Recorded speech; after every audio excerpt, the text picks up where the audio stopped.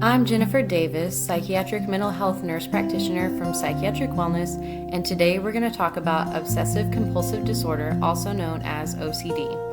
So there's a big misconception about OCD that these are just people who really like their stuff neat and tidy.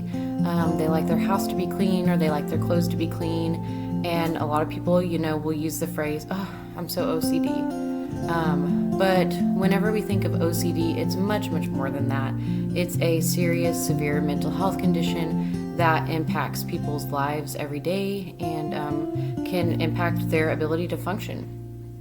So, a little bit more about OCD.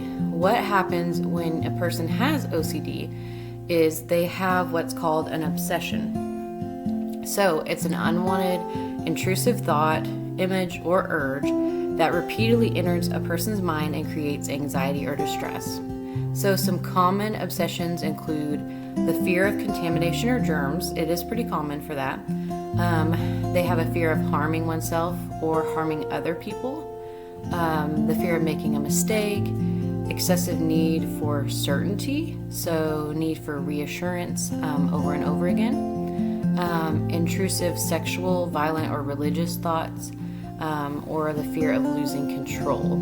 So one thing that's important to note about obsessions is, these thoughts can be very, very disturbing to the person that has them. Just because they have these thoughts does not mean that they want to or will act on these thoughts.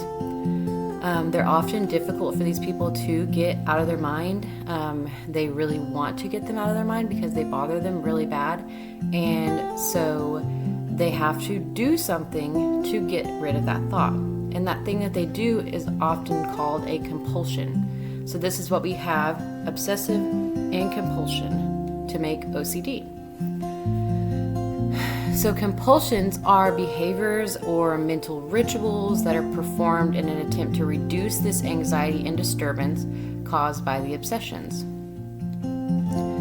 Common examples are excessive hand washing or cleaning, repeatedly checking doors or locks, appliances, counting or tapping or repeated actions, mentally reviewing conversations or events over and over again, seeking constant reassurance from others, constantly asking, do you love me? Are you okay? Are you okay?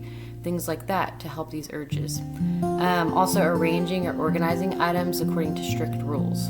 So while compulsions actually, they may provide temporary relief, they often reinforce that cycle of OCD and cause the symptoms to persist. So within this cycle, we like to encourage patients to try to avoid the compulsion at all costs, or at least delay the time, try to do things to relieve that anxiety so that this compulsion doesn't relieve it and then cause that cycle to just get deeper and deeper. So, if you are struggling with symptoms like this, times when you need to seek help are whenever these thoughts are feeling out of control, these rituals or compulsions are taking up a significant time each day, anxiety increases when you can't perform a ritual and it just gets out of hand, or your symptoms interfere with work, school, relationships, or parenting. Another thing that I am really passionate about that isn't talked about very often at all is postpartum obsessive-compulsive disorder.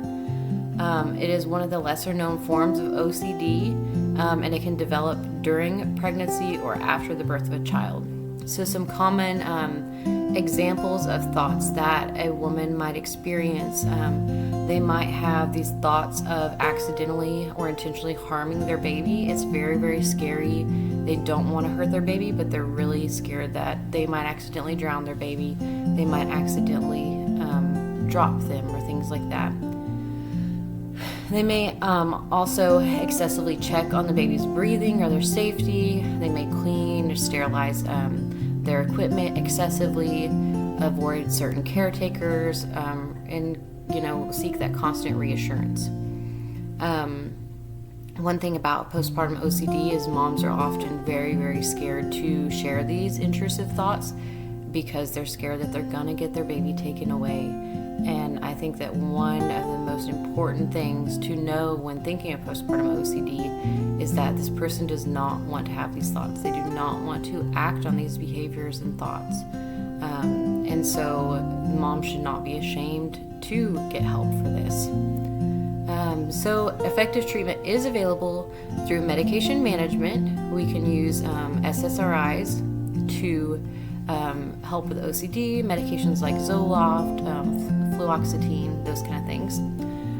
Exposure therapy is very helpful with OCD. We expose you to that anxiety and help you relieve it by something other than the compulsion.